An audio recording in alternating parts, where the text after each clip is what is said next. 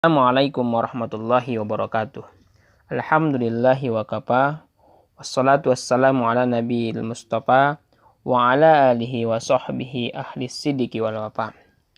Abang-abang sekalian, kita mulai pertemuan pertama pada hari ini dengan berserah diri kepada Allah seraya membaca basmalah.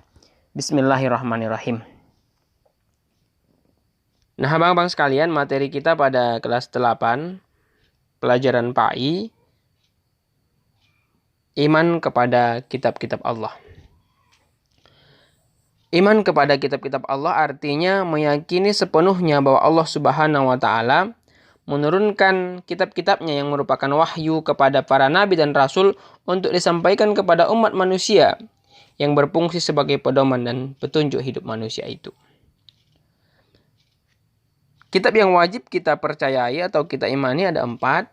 Pertama, Zabur diturunkan kepada Nabi Daud, Taurat diturunkan kepada Nabi Musa, Injil diturunkan kepada Nabi Isa, dan Al-Quran diturunkan kepada Nabi Muhammad Sallallahu Alaihi Wasallam. Salah satu dalilnya, wa ataina Dauda Zaburo dalam surah An-Nisa ayat 163. Hanya saja, abang-abang sekalian, keimanan kita terhadap kitab-kitab terdahulu itu bersifat umum.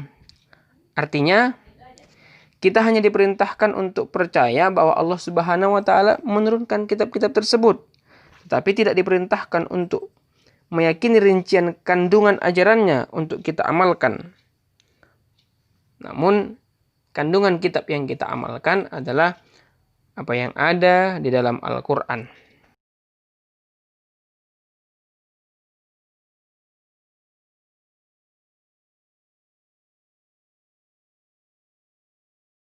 Segi istilah, kalam Allah Subhanahu wa Ta'ala yang diturunkan kepada Muhammad Sallallahu Alaihi Wasallam sebagai mukjizat melalui perantaraan malaikat Jibril alaihissalam sampai kepada kita dengan jalan mutawatir.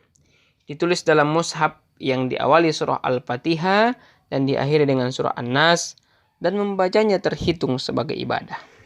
Bagaimana pandangan Al-Quran tentang kitab-kitab terdahulu? Al-Quran berperan sebagai musaddiq, yaitu membenarkan, muhaimin, parameter kebenaran atau kesalahan, dan nasikh, penghapus atas kitab-kitab sebelumnya. Musaddiq artinya membenarkan bahwa Zabur, Taurat, dan Injil merupakan kitab yang merupakan wahyu yang diturunkan Allah kepada para nabi. Muhaimin artinya untuk mengetahui bagian-bagian mana dari kandungan kitab tersebut sebagai wahyu dari Allah dan bagian mana yang sudah mengalami perubahan. Semua itu dilihat dari kesesuaiannya dengan kandungan Al-Quran atau tidak. Sementara nasikh artinya berfungsi sebagai penghapus masa berlaku hukum-hukum yang terdapat dalam kitab-kitab terdahulu.